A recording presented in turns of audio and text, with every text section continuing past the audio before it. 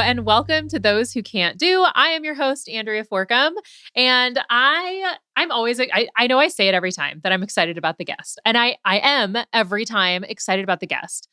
But this one has a lot of personal significance to me, and I cannot wait for you to hear all of the incredible stories about my early teaching career and his early teaching career. It's just the best. But before we get to that, I have to tell you about the deep and abiding shame that I experienced this past week. As part of my job at Indiana State, I have to do things that I don't want to do that include presenting at conferences. It's my least favorite form of like public speaking, especially because this particular conference, I had asked if I could do a session.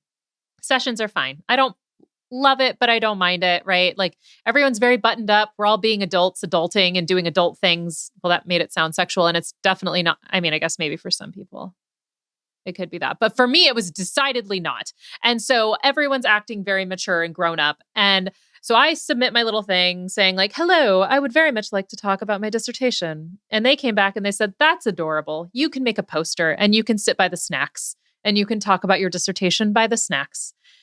And I was just violently humbled by that. And I was like, fine, because I can still put it in my little faculty things I did, check it off the list, right? Done. Don't have to stress about doing another one for a bit. However, because of that lack of stress that I had about it, I did what many ADHD people do. And I really left it to the last minute to make this poster because in my mind, I'm talking about my dissertation, right? Like I could show up with a blank sheet of paper and I would still know what to say. So I didn't exactly prioritize making the poster in the way that I should have. And then it was the week that I had to present and I didn't have the poster yet. And I was like, I sure hope the printer will be able to get it to me. And so I emailed them. I'm like, how much time do you need? And they're like, you need to get us to us like today. Should have gotten to us last week, but today. And so I did, but that meant I just copy and pasted a bunch of stuff onto the poster and then very quickly typed out like a couple of little blurbs. And as I was presenting this magical poster for the world and all 5 people that talked to me at the conference to see, I then realized there were several spelling errors in it. And I want to remind you, these are doctorate level people who I am talking to. So one of them in particular, the first one who came up, immediately pointed out the spelling errors, which first of all, sir, why? Who, like, what do you, his PhD, not in English, in case you were wondering. I don't know what it was in. I think it was like education something, because it was an education conference. But like, I don't appreciate the shade. And I just kind of laughed. I was like, yeah, you only see it once you print it. And he's like, rude. I don't appreciate that. But I was deeply shamed by him. And then another person who pointed out another spelling error. So proofreading is important, is what I'm telling you. And staying humble is also very important. The fall to humility is a lot shorter if you just stay humble the whole time. Somebody who met me in my very humble origins as a teacher was Mr. Eugene Williams. He was an English teacher. Let's see if I can say that right, since I also was an English teacher. He was an English teacher, and then he was also an administrator, and he was the assistant principal who had some tough conversations with me early on in my teaching career. And we talk a lot about those experiences and some of the other wild things that we experienced while we were working at the same school. And I cannot wait for you guys to hear it. So without further ado, let's get to it.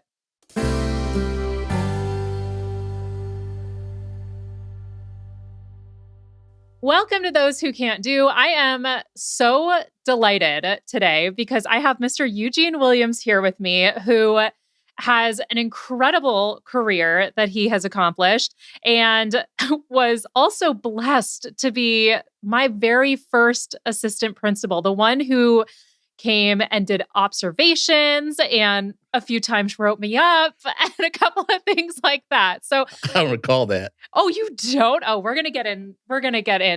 I'm sure there's at least one that you recall because I am so deeply traumatized. I will be shocked if you don't. Yeah. Okay, right. My bad. Yeah. Right. Got it. Yeah.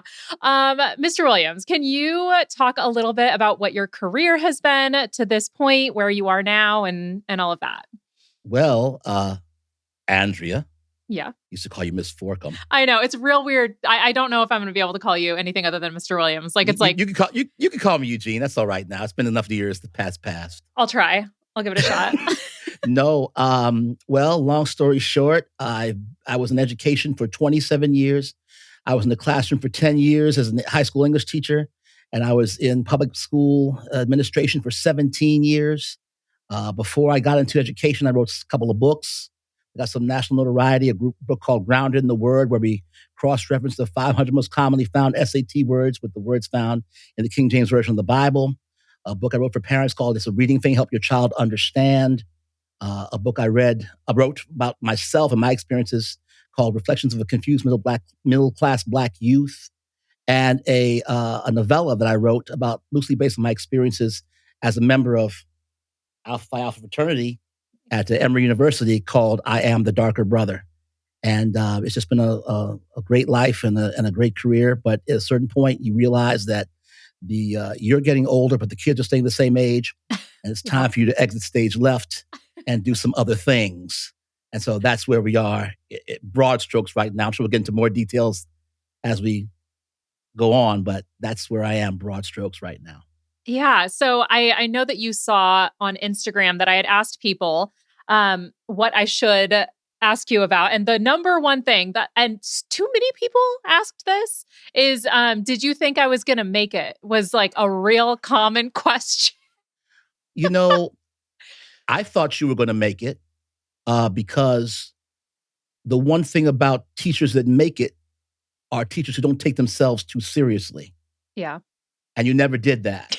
That's for sure. And I see that tradition has continued. Mm-hmm. Yeah. So I had no doubt that you were going to be a very successful teacher. Plus the fact you taught my daughter, and my daughter loved your class. Oh. So I didn't want to be the evil daddy and, do something to mess that up. And so I mean, you were one of her better grades, so I wasn't going to screw that up either. So. And I absolutely adore your daughter, Paige. And now she is a teacher as well, which is just so exciting that she's doing that and doing some really beautiful art and all of that. We can put a link in the show notes to her stuff so you guys can take a look at some of her pottery and her painting. And she'll love that. Yeah, she's phenomenal. She was in my journalism class, guys. So if you remember from some of my previous stories, when I started that year, because I got hired as an English teacher. Like that was the job. And then I don't remember at what point journalism got brought to the table, because that school at that time, like there were a lot of moving pieces. Yeah, I think journalism was kind of thrust upon you. Yeah, I won't mention any names, but I think I was sitting in the principal's office and we were all trying to figure out. So who will say all yes? These classes covered. Where are we putting Forkham? Mm-hmm. Yeah. Journalism. Yeah. So, which I actually really enjoyed when I did journalism. That first year was a little rough. In particular, the event that I was referencing at the beginning of the episode, where I made a choice that wasn't the greatest of choices. Which do you remember specifically what happened? I think I remember. I'm gonna need you to kind of fill in some blanks for me. Okay. I just remember I'm sitting in my office. I had an upstairs office. So students come in alarmed,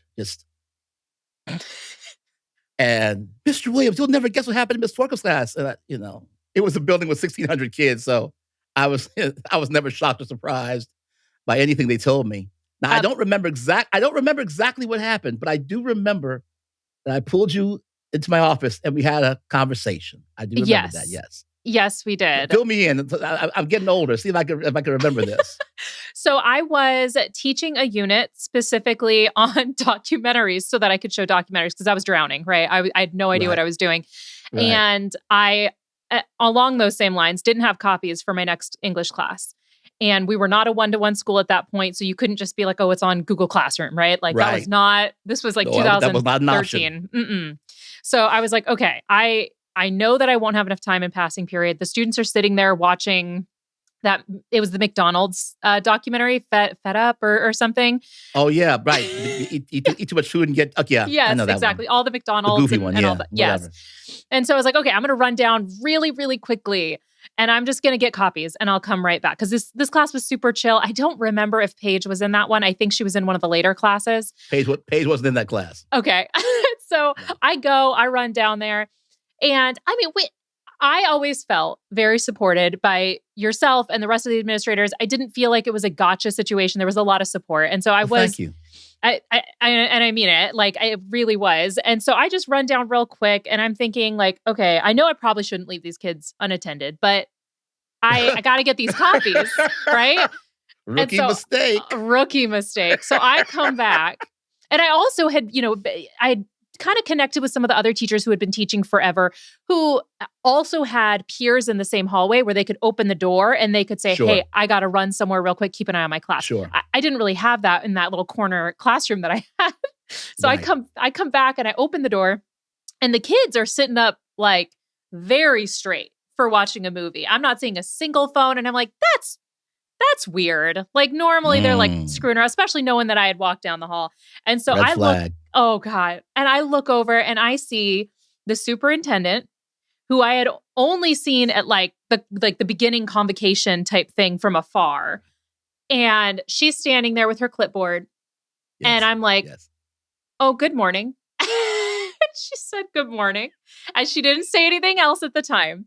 And she walked out and I sat at my desk and I just like collapsed and I was like, oh, I'm getting fired. Because I was on a provisional license, you guys. That means they could let me walk at any point. Like there was no tenure. It was like I was there on a hope and a prayer. So I didn't have to work for free doing student teaching.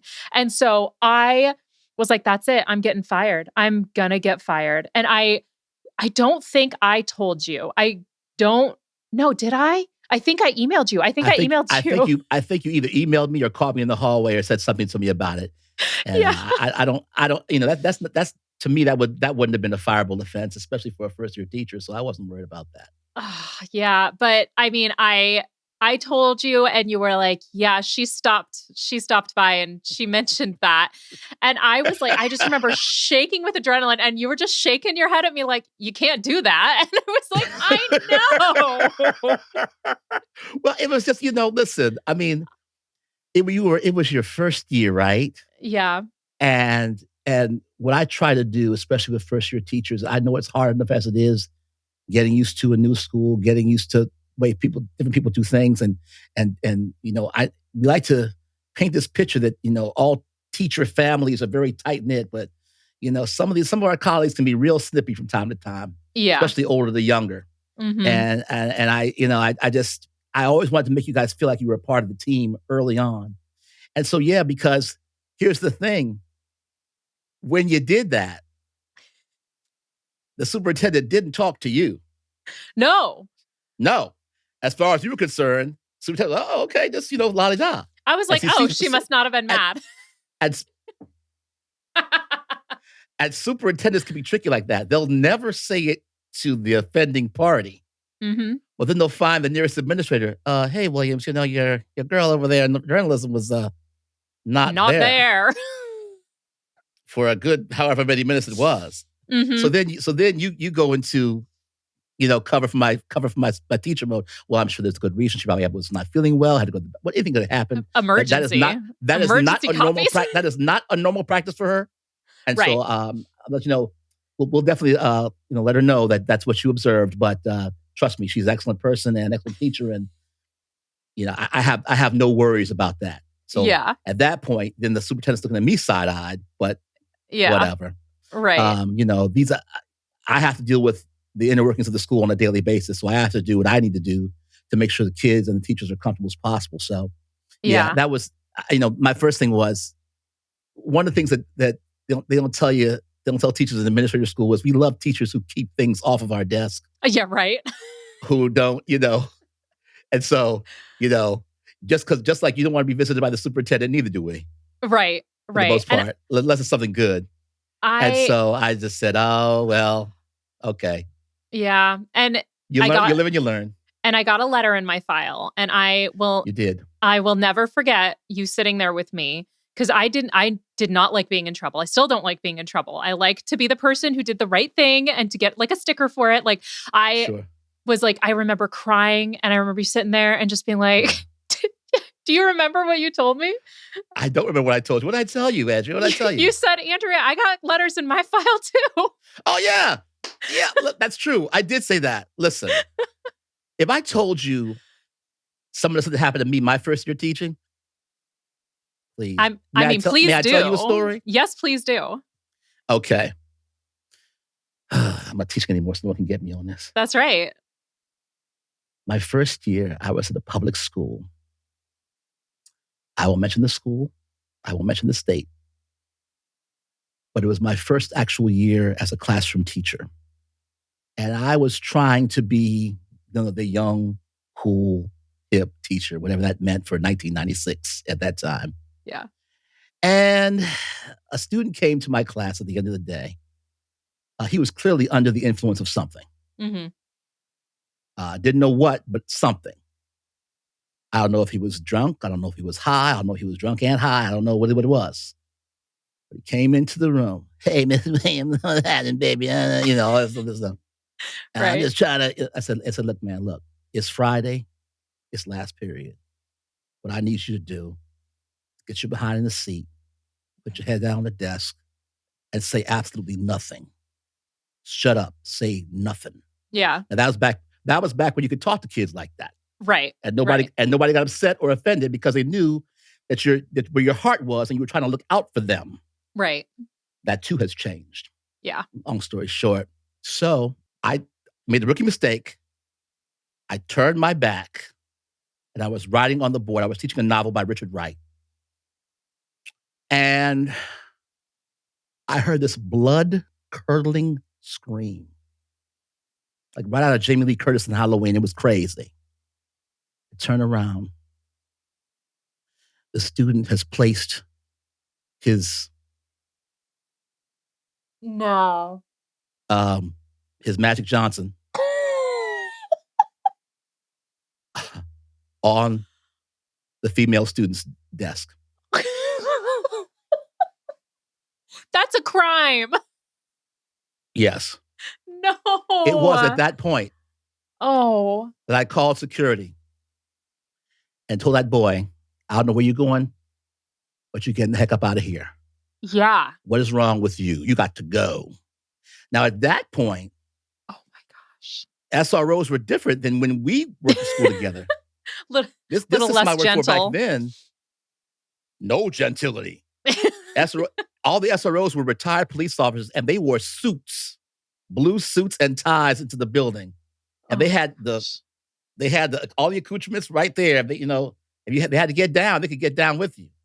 And they yanked him up, took him out of class. I never saw him again. I saw him a year later. I was jogging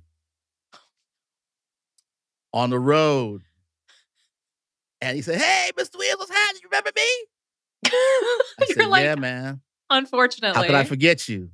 I remember you. How you doing? He said, well, I just got out. Outside? Out what? Out where? I was in jail, man. And I won't even tell you what he was in jail for. It was bad. But it wasn't because of what happened in class. It was a separate incident. No, okay. no. I was going to say. But when I found out what it was for, I said I might have been taking my life in my own hands, telling him to get up out of the classroom. Yeah. But that was a different time. And that was just part of the game. One of the things that's so interesting to me about the state of education today, and I have to be very careful how I say this because I know who your audience is. And I say this to our younger teachers, and I mean no disrespect, none whatsoever. I know things are tough now, and we often hear about how difficult and tough things are. But don't blame COVID for this. Some of this same stuff that's happening today was happening 20 years ago in other parts of the country. Just that we wasn't, we didn't have social media, we didn't have cameras, we didn't have all these things to talk about it. But some of the same things that teachers are talking about now, we were talking about in faculty rooms in the '90s and early 2000s. Yeah. So I know it seems rougher, and it feels like there's more. The frequency is greater for these types of adverse situations. But I've been swung on by a student. I had a middle school student once when I was a middle school assistant principal tell me, "How would you like if I kicked you in your?" Oh my god. And he meant it. Yeah. I had a parent once tell me when I was this with a student. I'm trying to keep this PG. I mean, we bleep it. So if it's anything that's beyond PG-13, then it gets bleeped. So Well, I'll still keep it PG. Okay. She told me to lick her posterior. Oh my god. And posterior wasn't the word she used. Nice. Okay. So now, if you think things are rough now, and they are, I get it.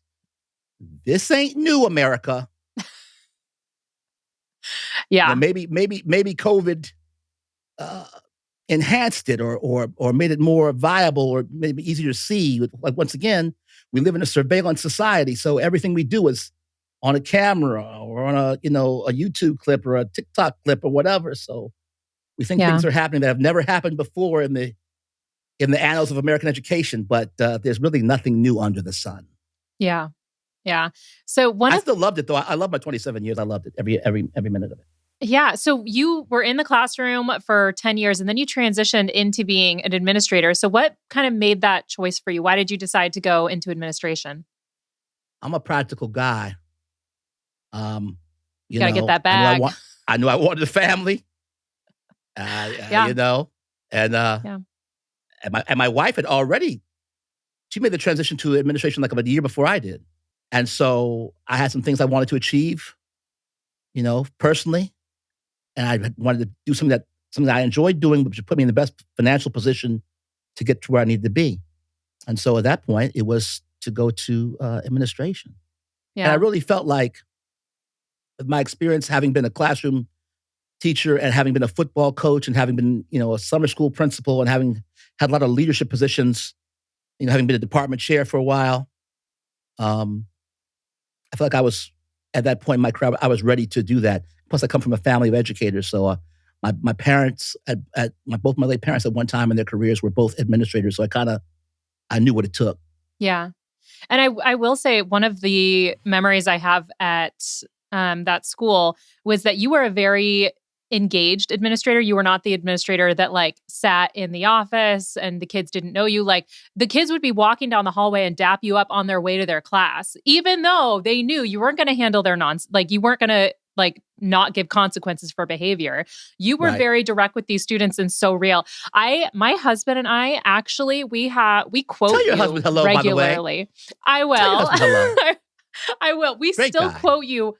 Amazing guy. And I quote you all the time. We all do, because I will never forget. I think it was class changes or whatever. And you were talking to some young men and you looked at them and you said, "You guys think these shoes, that outfit, that's what's sexy. You know what's sexy?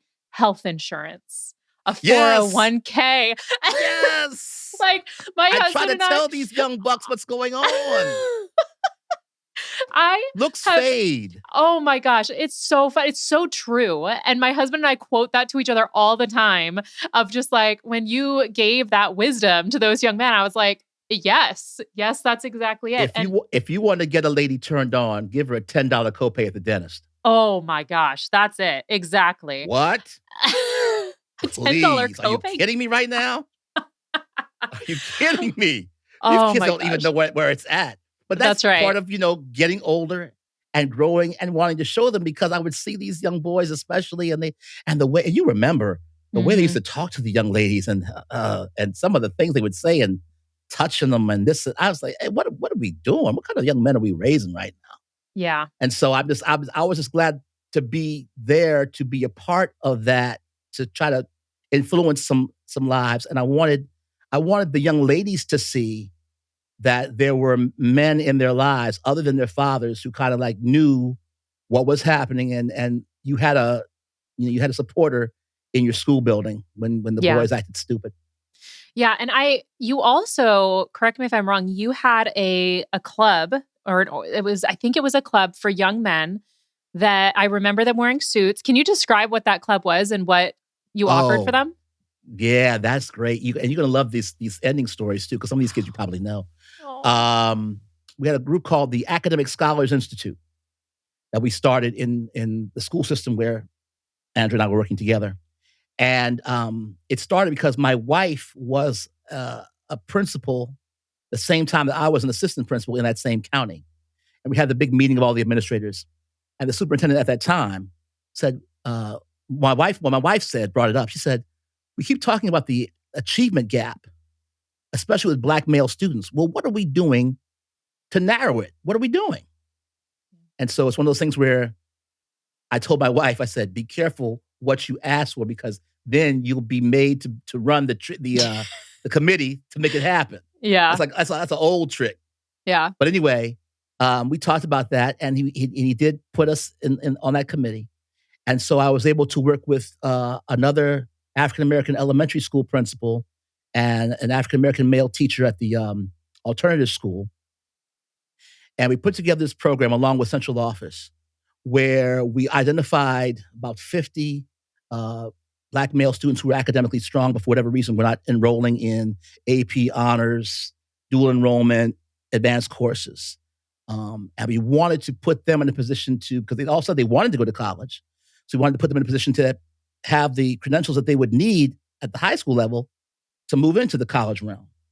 And so we got them together, and we had a meet at University of Virginia, and we had speakers come and talk to them, and we showed them around the lunch hall, and they got to learn about college life, and we talked about the 9 constructs of a scholar. We borrowed that um, uh, information from Dr. Gilman Whiting and Dr. Donna Ford out of Vanderbilt University, because they had run similar camps down south at other school systems. They even came and consulted with us, as a matter of fact. And so it happened that first year, and it kept going and going and going. And we didn't really have any money to fund it. And so we were told, well, you all have to figure out how to fund this program, because we'll support it, but you got to fund it. We'll So what we support did it, but like not But you in got to fund it. right. Which is like, how are you Where have we heard that supported? before? Where's that support? Like, oh my So gosh. we gathered all of the local Black pastors, got them in a room, and told them what we wanted to do. They were able to get their parishioners to send money by the thousands, and we pulled it off. And it happened year after year after year after year. And one of recently, the first I'm gonna say the county. Uh, Don't say the county.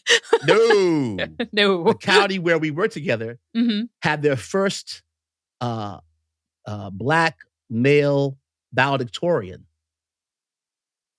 and he came from that program. He ended up Love going to that. Harvard on a wrestling scholarship. Oh my gosh. That is And incredible. then we had another young man who recently was part of that program and recently received a scholarship because he's studying bio something at Virginia Tech. And almost all those kids went to 4-year institutions, whether it was for athletics or academics. And we were just very, very excited about that. And we saw an uptick in our AP enrollment for Black students, our dual enrollment, and it was just a good feeling to be a part of that. And then I think you probably know the trip we used to take every year. We would take all the Black juniors and seniors to this big Black college fair in Northern Virginia. I can't think of the name of it right now, but it's nationwide. It's huge. It was sponsored by Facebook the last year we went there. And we were able to get almost all of our kids some sort of scholarship. They would have to bring a written sample, bring their SAT scores, fill out some applications, and they would interview with the different colleges, like 100 different HBCUs. And they would interview with the different colleges right then and there on school grounds, and all of them walked away with some sort of scholarship to a HBCU. And many of them went and did well and graduated. And so, that was what I went into education for. The teaching part was, to train me to have a bigger influence, because I kind of knew what I wanted to do. I was a student that went to private schools as a little kid. So, I looked at all the things they were doing in private schools, and I said, these kids aren't any smarter than the kids in my neighborhood. Yeah. They just have more access, more money, Mm-hmm. And so if I bring those skills to folks that look like me, let's see what we can do. Yeah. So that's where it started. I love that. We are going to take a quick break. And when we get back, we're going to talk a little bit about some of the crazy things that happened socially during the time that Mr. Williams and I were teaching at the same school. So we will be right back. And welcome back to Those Who Can't Do. So Mr. Williams and I taught at a time. I mean, I feel like we could pick any period of history, recent or otherwise, and it could be described as tumultuous. But I think that it's a good bridge. You talking about your impact on Black students at the school and all of that. Can you describe the culture that we were in at that school? Because just to give a little context to this, guys, like I grew up in San Diego, and that's where I had lived my whole life, and I thought, obviously very mistakenly, like racism was solved already, Mr. Williams. Like we were good because I was very dumb. I was drinking out there in San Diego. Margaritas? I don't know. Must be some good stuff, man. Well, send me some of that. So like I lived in a very sheltered environment. I had never seen up front in your, like there were microaggressions, there were other things like that, but I had never seen anyone use the N-word in like an attack. Like I heard it in music sometimes, that was it. I had never heard anyone actually say it. I had never seen a Confederate flag flown. And within the first week at the school, I saw it tattooed on a kid's shoulder. I just want to give people a little bit of context for the district that we were in. So if you could provide some of that. I can. It was a rural district. Mm-hmm. I've worked in districts that were more rural. Well, this district was pretty rural. Yeah. We had about 1,600 kids at the school.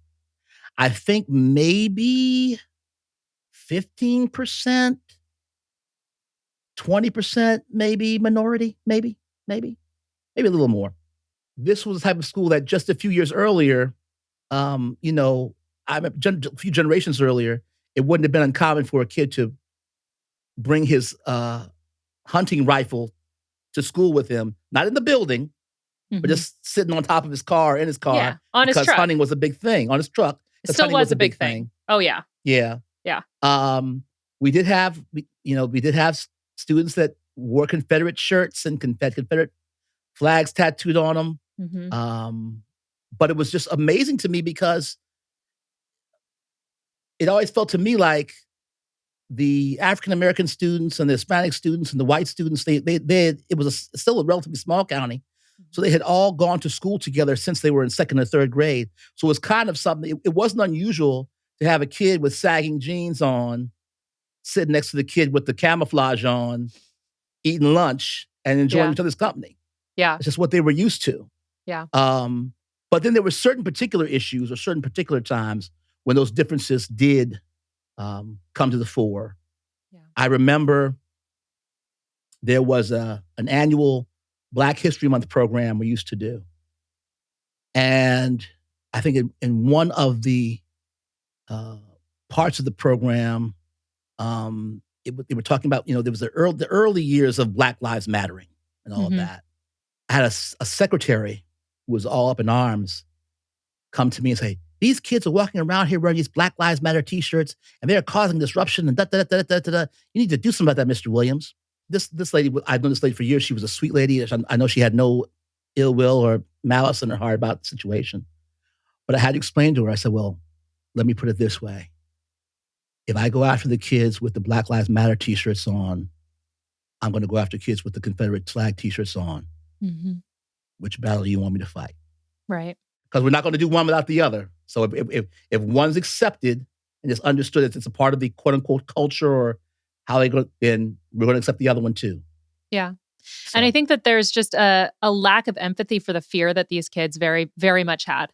They were wearing those shirts because they very truly were afraid of being hurt, and I also remember one of the conversations that we had. I really screwed up. I think this was either in the first year or the second year. And there had been a police shooting of a young Black man. And I can't remember this. That's the one I was thinking about that you were talking about. Yeah. And I'm also traumatized from that one deeply as well. At that Stop one, being traumatized, it's please. here's the thing is that like with the situation that we're talking about, guys, like there had been a shooting. And as a teacher, like the kids bring it in, right? Like you can try and ignore these things. You can act like, these things aren't happening, but the kids bring it in, they talk about it. And with the best of intentions, I was thinking, like let's let these kids talk out some of their feelings. Let's let these guys like process in the safety of the classroom. What Yeah. I didn't realize was like the fact that I had students in that class whose parents were police officers, and I had Right. students in that class whose parents were incarcerated, and they felt like that was very unjust. And so what I had intended on being like a big kumbaya moment, let's all talk about frustrations and I'm going to fix racism right here, guys, you're Yeah. welcome, Yeah. Yeah. didn't go over well. And I ended up having several of my students get up and leave my class in tears That's right. and That's go right. straight up to Mr. Williams' classroom. That's right.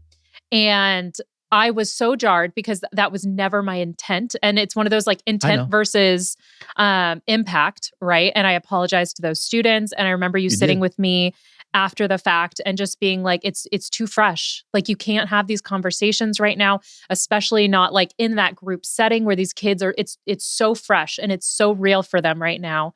And I guess what I would love to hear from you is for teachers that were in a situation like me where and I mean, I would love to be like, it's not going to happen anymore, but we all know another week, Right. another news article comes out. Sure.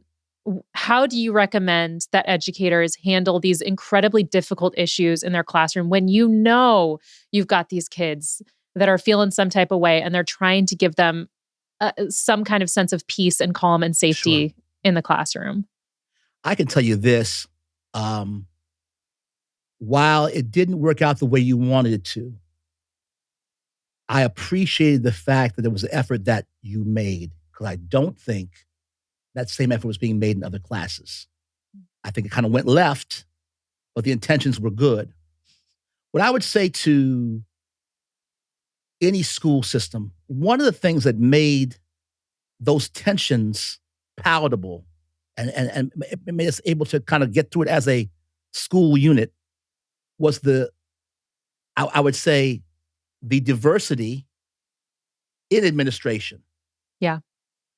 Because African American kids, Hispanic kids, kids of color knew that there was either a teacher or a assistant principal where they could have a safe space to talk about the things that were affecting them, because they knew odds are that in some way or another we'd experience some of the same stuff, maybe at the same time or the same, in the same way, but there was somebody they could identify with.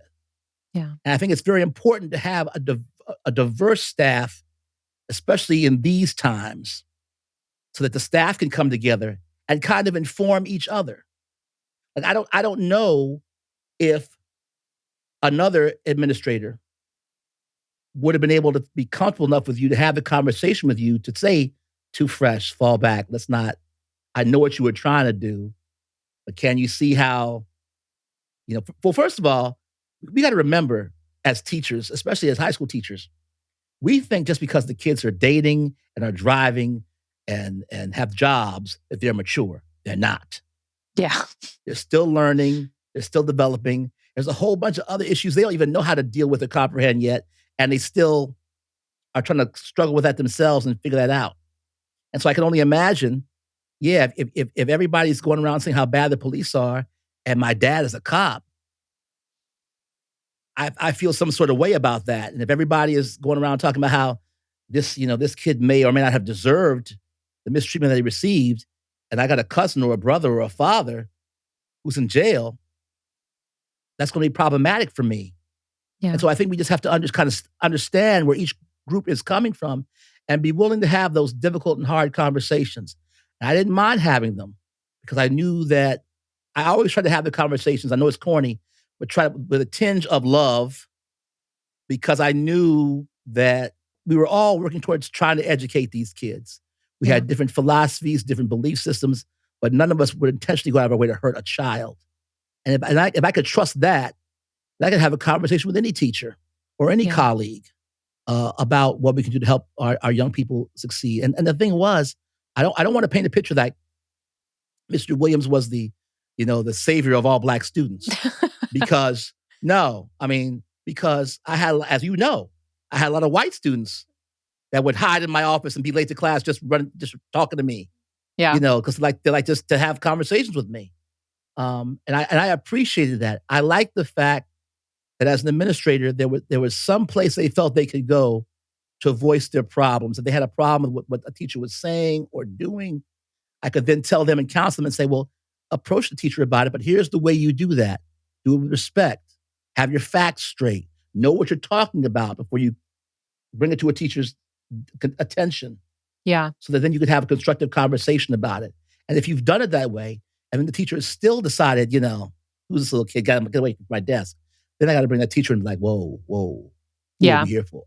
Right. But other than that, no, I mean, that's to me, I think that's the key thing. I think we do need diversity in terms of our staff, in terms of our administrations. Yeah. You got to have it. Yeah. And what happens so many times is you got a whole bunch of students of color, and everybody they see from grades 2 through 12 is white, usually female, Yeah. and we got to have somebody or someplace they can go to besides mommy and daddy. And that's all students. Yeah. Just where they feel comfortable and feel like they have something in common. Part of forming relationships with students is having common ground. It's not being their buddy, but just if somebody tells the N-word joke and, that look, that they'll know that, no, Mr. Williams wouldn't like that. And they have comfort in that, knowing there's somebody they can go to that's going to address the situation. Yeah. Not cause a problem, not cause a rift, not going to cause any foolishness, but just going to say, listen, that's not what we're here for. We need to work together and be respectful of one another. So that's what I would suggest. Diversity. Yeah. And I mean, it's been interesting because, teaching at the district we were at, and then I've taught at 2 large districts in California, and one large district and then one very, very small private school. And I did see a difference with the demographics that I taught with at the various places. And I did see a difference with how the students were able to approach and express common experiences and common cultural things and all of that. And, at the very large public school that I was at, as a white teacher, a vast majority of my students were Latino, or Asian. And then we had a small Black population as well. And I think one of the biggest benefits in working in a district like that is how much I learn about the cultures that I'm working with in a way that is so fun. And I think that gets really, people forget about the fun of learning about cultures that are within us, within the, the United States and all of that. I'll never forget this kid. We were talking about something and I told him, oh, this kid said this to me. And they're like, oh no, my mom would have thrown her chanclas at me if I did that. And I was like, you're what? And they're like, chancla. And I was like, what are you talking about? And they're like, the shoe. And I was like, your mom throws shoes at you? And then the entire class, all at the same time, said, yeah. And I was like, wait. Yeah. You're sorry? And all of those little things that it allows them to teach me as well. And having the ability to learn from your students and share in some of the just the little minutia of cultures and all of that is just a really fun place to be as an educator, where you allow people a safe space to share stuff like that. And you allow people to kind of be their most authentic self in your classroom, and everybody wins in that scenario. One of the reasons I chose to work in predominantly white public schools, especially rural ones, is because of that. You go to the inner cities, you go to the Baltimores, the DCs, the Atlantas, the Chicagos of the world. You'll have different districts where there are predominantly Black student population. Mm-hmm. And people are working with those young people to help them become better students, better human beings, what have you. But who's concentrating on the needs and the psyche and the motivations of minority students in predominantly white schools? Who's doing that? Yeah. And I'm not saying that it's not being done by people who are not of color. I'm just saying the investment is different. The viewpoint is different. We We see education in many instances. We see America in many instances through a different lens, and that's okay. Yeah. And to inform people of that lens and to say, so when you deal with this student, know that you don't have to necessarily dumb down anything or make anything easier. Or there might be a way to explain it to the concept to a child that might be more palatable or easy for them to identify with, which will make them a better student in the long run for you. Yeah. And so, when I first got to the system where we worked together, one of the things I always did when I was in the classroom, because I was in the classroom there and then I became an administrator there, is I would do these interest inventories. And I would find out, what kind of music do you like? How many brothers and sisters do you have? Do you live in the house? You live in a trailer? Just different things.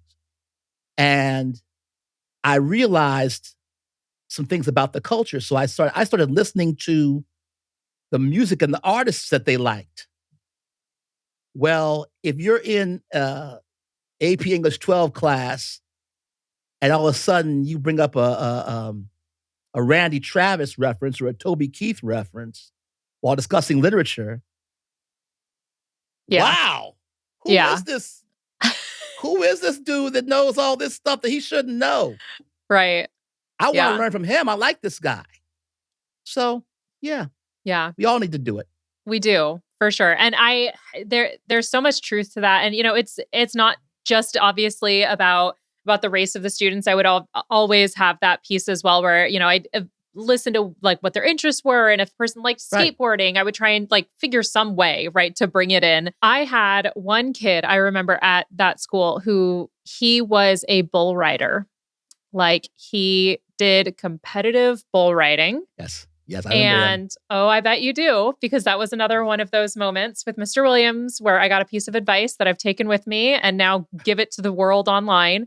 I must be getting old. I don't remember myself. I don't remember me being this wise, but go ahead. Yeah, it was incredibly formative for me working with you. It really was, because you had that way of like understanding, but at the same time, just giving these truth bombs. And I was so mad at this kid because he had written an essay, written with big air quotes, because he had copy and pasted from Wikipedia. And the links were in there. Like it was printed with the hyperlink blue on there. And he was sitting there staring at me and saying, I didn't copy and paste it from the internet. And I'm like, you did. And I wanted so badly for him to admit it. I wanted him to sit there and be ashamed of himself. I wanted him to acknowledge that he had cheated. And the kid left, right? And I was like, he needs to rewrite it or he's getting a 0. And I think my argument was like, he's getting a 0. That's it. Like no chance for a rewrite. And I just remember you sitting there and you saying, Andrea, is this the hill you're going to die on? Like, this is what you're going to spend your energy on right now. Let the kid rewrite it. Yeah. And you were like, you want him to write it, right? And I'm like, well, yes. And you're like, then let him rewrite it. And I'm like, I need him to acknowledge that he cheated. And you're like, why? We know, everybody knows. What do we win? And I'm like, oh, and you're like, don't die on every hill. You're going to get exhausted if you die on every hill. Just will. Let it go. Yes. And that has been something that I've taken with me throughout my career where I'm like, all right, when Mr. Williams tell me not to die on this hill, probably I'm not going to die on this hill. But here's what I want people to understand about that. I don't want them to come away from this conversation thinking, oh my God, just another administrator who lets these kids get away with anything they want to get away with. We hear that blah, blah, blah all the time. No, the thing is this. We wanted him to write an original piece that came from him. Yep. We were going to get that. Mm-hmm. May not be on the day it was due, but we were going to get that. And when it comes to discipline, my thing has always been, what's our primary purpose? Is our primary purpose to punish or to change the behavior? Yeah. And sometimes when you do discipline, you do have to punish. Yeah. If you bring a gun to school, you're getting up out of here. Right. Yeah. If you slap somebody, you're getting up out of here. Yeah. But other times, a paper, because we know that Wikipedia was the original Chat GPT. Oh, for sure. Yeah. I mean, please. For sure. But I was just like, listen, he knows that we know that he knows that we know that we know that he knows He cheated. Yep. Just let the fool write it again. And I think the consequence was he had to sit in school suspension where he didn't have access to a computer and handwrite it. Yes. I think so. Yes. Again, to your talking that sounds point, like me. Yeah, to your talking point that he wasn't getting away with it. I wanted him to acknowledge it though, and you're like, Andrea, he's gonna write it. He's gonna have a consequence. Just live. Just go and live your life. And he has to go and write his paper, and we all win. And I remember being like, yeah, dang, you're right. You're right about that. Can I ask you a question, Andrea? Can I ask you a question? Yeah. And it's for you because we're talking, but it's really for a lot of people. Uh-huh. Why do we expect things out of our kids that we don't expect out of our adults and our leaders? Whoo, isn't that people the question? lie to us all the time. And Yep. if it's something that we want to hear or makes us feel good, we're cool with it. But God forbid a child cheats on a paper Mm-hmm. Yep. that he or she could easily write again. Yep. And we want to throw the book at this kid. And I get it. I understand it because I was a teacher too. And early on in my career, I had some of the same feelings and thoughts.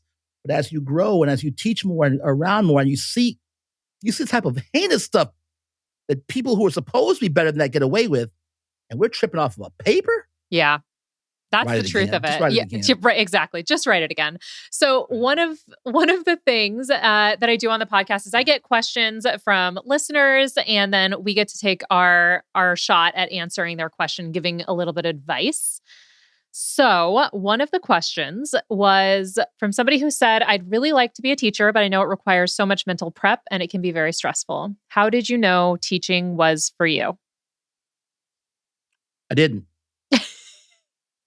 No. Listen, wait a minute. Hold on. We're going to be honest. Let's be honest. I come from a family of educators. It was in my blood. I knew how to do it because I'd seen folks do it. So when I'm in middle school, I know about lesson plans, and independent practice and guided practice and homework and how to plan a lesson. I was helping my mom, God rest her soul, when she was a middle school teacher. I was helping her when I was in high school grade her students' papers. I knew the game. Yeah.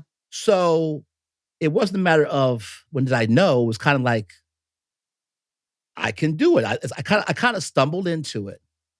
And you stumble into it. And then a year in, you realize, oh, I like this. This is cool. I get to work with young people.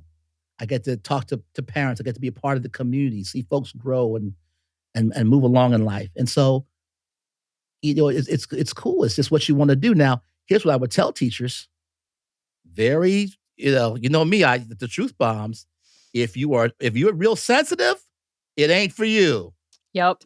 If you are ultra rigid and got to have things your way, it's my way or the highway, and you better don't do it.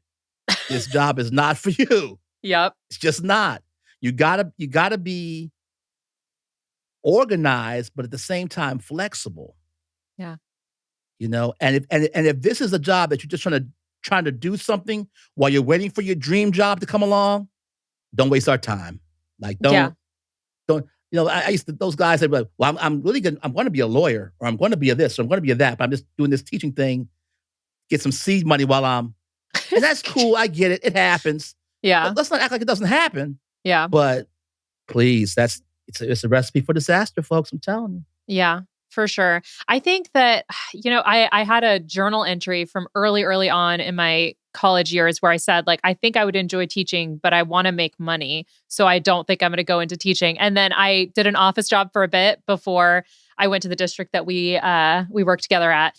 And I remember my very first day standing in that classroom, talking to those students. And I got to the end of the day. And I just remember thinking, this is the most fun I've ever had at work ever. This is so fun. These kids are so funny. And I worked with seniors, so they were sharp and they said some of the funniest stuff. And I was terrified and didn't know what I was doing, but I was like, I need to get good at this because this is so fun. These kids deserve someone who cares, who wants to be here and all of that. And I was like, this is so much fun. So I think that's one thing that people, especially because there is so much, like you said, negativity online about how hard it is and all of that. It's also super fun. If you're doing it right. Yeah. And I feel like we don't talk about that enough.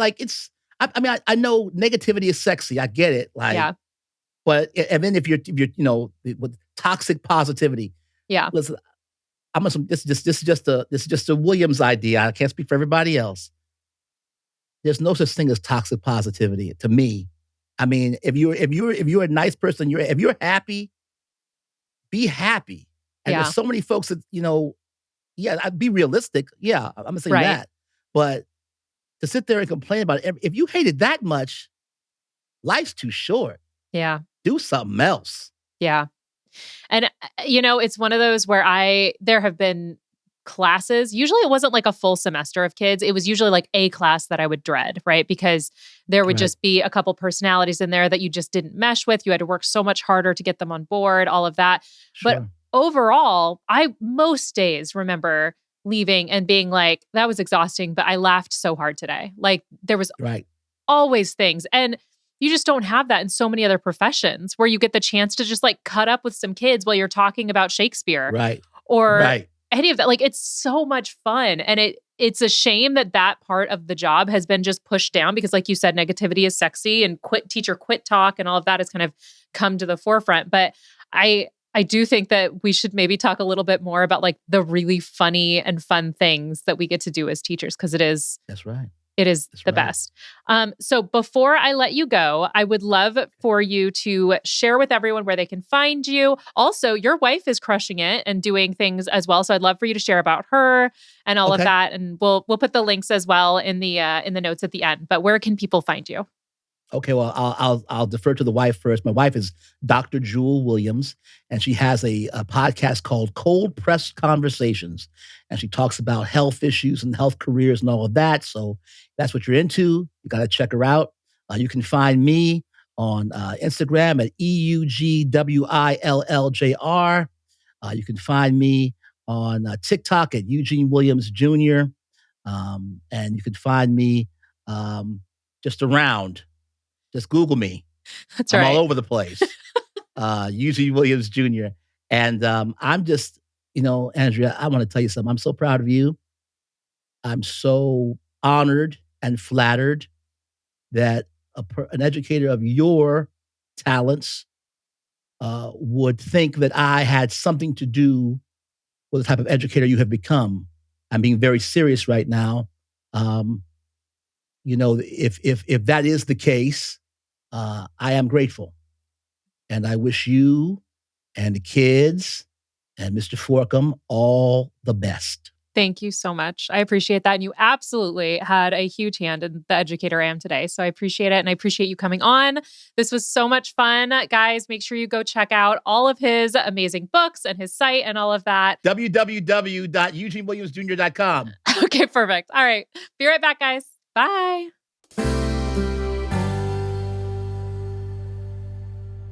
Welcome back to Those Who Can't Do. I hope that you guys enjoyed my conversation with Mr. Williams. I honestly feel like I could have talked to him for another hour and a half, 2 hours, because it is just so fun to walk back through those early years of teaching. And I feel, especially in retrospect, so incredibly fortunate to have worked with him and to have gotten those pieces of honesty and knowledge and experience that I got from him, like couched in that, like, as you guys heard and saw, like the great humor that he has and the perspective he shares. And I always just felt like even if, I had screwed up, he had my back. Like he said about when my superintendent came and talked to him, he was like, oh, that's not normal for her. She's normally great. I just always appreciated having that. And I know that for so many people, that's not always the case with administrators. And I'm really glad he came on so that we could have a chance to talk to former administrator who knew how to do it and do it really, really well. And we even got some of his stories from when he was a young teacher, just trying to figure it out like the rest of us. So I loved that. And I hope you guys did too. One of the things we always do is I ask you guys what your kids are up to. And this one cracks me up because I have experienced this. Somebody said that they are getting tiny little plastic babies are being hidden all over their classroom.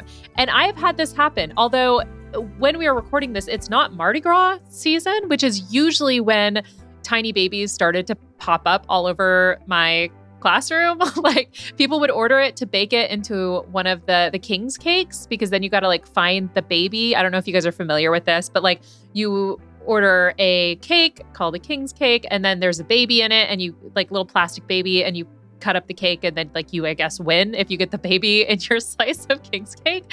I don't know anything about it at all other than that. So please do not sit there and judge me for my lack of knowledge. There's probably somebody from Louisiana that is very annoyed at me right now. So I apologize. But that is always when I would see it, is there would be somebody who had moved from that area and were celebrating, and they had a giant bag of tiny babies, and it would then find its way everywhere in my classroom. So what a gift that keeps giving it is to find those.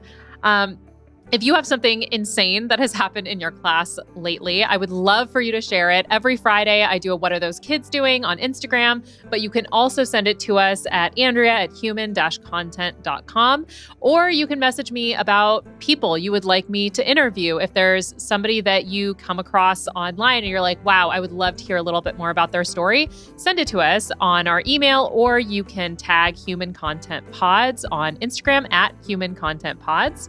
And this is still a new podcast, so thank you guys so much for tuning in early to this podcast, for rating and reviewing. I have been so just profoundly honored by the support that I've received for the podcast. When we start something like this and we try and build it up, and we know what has gone into it, and we're so excited about it, and we try and make it the best it can possibly be. And so to have people supporting us is just incredible, honestly. And I'm honored by the support that I've received from all of the people who left reviews and comments, like the one that I'm going to read to you today. I don't know how to read this. It's SKOB, Scoob 2024 on Apple said, a must watch. Andrea has contagious humor that she brings to everything she does. She shares the good and crazy things that happen to teachers with such clarity in class. Oh, thank you. Sign up. So I appreciate that. If you want me to give you a shout out on a show, go ahead and leave a review on Apple Podcasts or wherever you get your podcasts. And you can get your full video episodes. They are up every single week on YouTube at Educator Andrea. Thank you guys so much for listening. I am your host, Andrea Forkham. A very special thank you to our guest, Mr. Eugene Williams. Our executive producers are Andrea Forkham, Aaron Corney, Rob Goldman, and Shanti Brooke. Our editor is Andrew Sims. Our engineer is Jason Pertizo. Our music is by Omer Benzvi. Our recording location is the Indiana State by College of Education. To learn about our Those Who Can't Do's program disclaimer and ethics policy and submission verification and licensing terms, you can go to podcasterandrea.com. Those Who Can't Do is a human content production.